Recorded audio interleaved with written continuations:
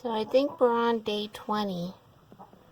They're due, I think, tomorrow, April 20th.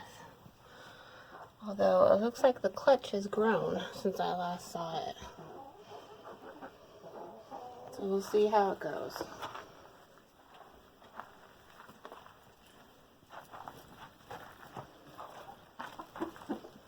Blue has been dedicated on it pretty steadily. I haven't seen her take a break in probably 10 plus days. But today she got up. It is a warm day, so maybe she thought it was a good day to do it.